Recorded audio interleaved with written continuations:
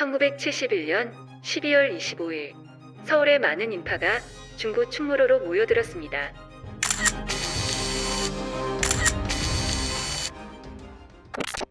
서울은 전쟁 후 크게 발전하고 변화했습니다. 요즘이야 서울 하늘을 가릴 만큼 높고 화려한 빌딩들이 즐비하지만 70년대 서울은 그렇지 않았습니다.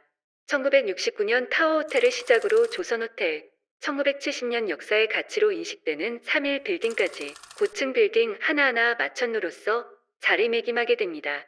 이러한 시기 극동건설에서 22층 높이의 대형 호텔인 대형각을 건설했습니다.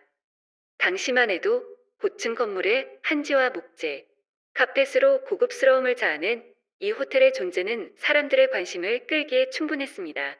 사건 전날인 12월 24일 크리스마스 이브를 맞이하여 주한대만 대사관 공사 행사를 위해 참석한 연예인 등 수많은 인파가 호텔을 찾았습니다.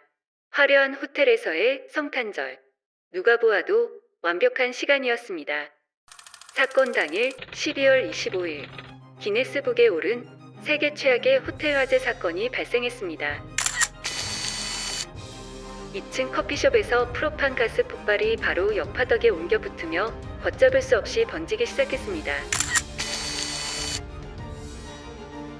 빌딩 내부의 계단은 방화문이 없는 개방형이었기 때문에 불길은 순식간에 비상계단을 막아버렸습니다. 화려하던 한지와 카펫은 불길의 속도를 가속화시킬 뿐이었고 사람들은 아래로의 탈출 시도조차 할 수 없었습니다.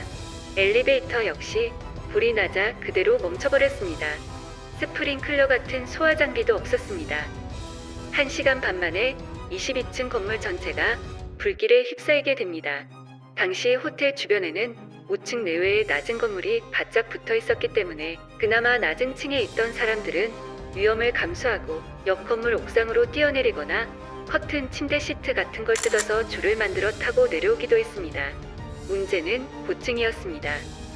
가장 가까운 소방서와 대형각 호텔의 거리가 700m밖에 되지 않았기 때문에 소방서의 초기 출동은 매우 빨랐습니다. 그러나 당시 국내에 몇 대 없던 고가 사다리 차량은 최대 7층 높이밖에 되지 않았고 궁여지책으로 국공 양성소인 황학정의 궁사들을 불러서 화살에 로프를 묶어 쏘게 했지만 화살은 로프의 무게를 이기지 못했습니다. 탈출하지 못한 고층 사람들은 창가에서 구조를 기다렸으며 탈출구를 찾아 옥상으로 올라가기도 했습니다. 허나 절망적이게도 옥상으로 통하는 문은 잠겨 있었습니다. 실제로 진화 후에 20여 구의 시체가 이 옥상 출입구에서 발견되었습니다. 충격적인 것은 불길을 견디다 못한 사람들이 매트리스를 잡고 건물 아래로 뛰어내리거나 헬기로 탈출에 성공했지만 로프를 놓쳐 그대로 추락하는 장면이 여과없이 방송됐기 때문입니다. 시신을 발굴하고 수습하는 데만 18시간이 소요됐으며 사망자만 163명, 부상자는 63명이었습니다.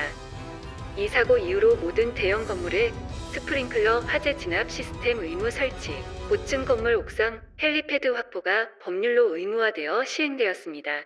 많은 한국인에게 충격을 주었고 수많은 목숨을 앗아간 대형각 호텔 화재 사건이 한 해외 커뮤니티에서 세계 역사상 가장 치명적인 호텔 화재 사건이라며 소개되었습니다. 해외 반응입니다. 불이 나기 전까지 평범한 하루를 보냈던 사람이 창문에서 뛰어내리기로 결정한 것은 우리로선 헤아릴 수 없는 일입니다. 아침을 먹고 하루를 계획하고 방으로 돌아가고 몇 시간 후 당신이 절망에 빠져 창문 밖으로 뛰어내린다고 생각해보세요. 미국의 911 테러 당시에도 건물 밖으로 뛰어내린 사람들이 있었습니다. 최근에 누군가가 그날의 비디오를 올렸고 우박이 금속을 내리치는 소리가 비디오 시청 내내 들려왔습니다.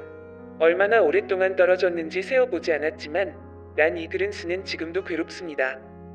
이것이 바로 한국 호텔에서 펠링 장치가 널리 퍼진 이유네요. 우리가 머물렀던 한국의 호텔에는 각 방마다 하나씩 있었어요. 9.11 테러와 같은 아픔을 한국도 가지고 있었네요. 미국은 그날의 아픔을 담고 있습니다. 한국 사람들도 힘내길 바랍니다. 영상은 여기까지입니다. 시청해주셔서 감사합니다.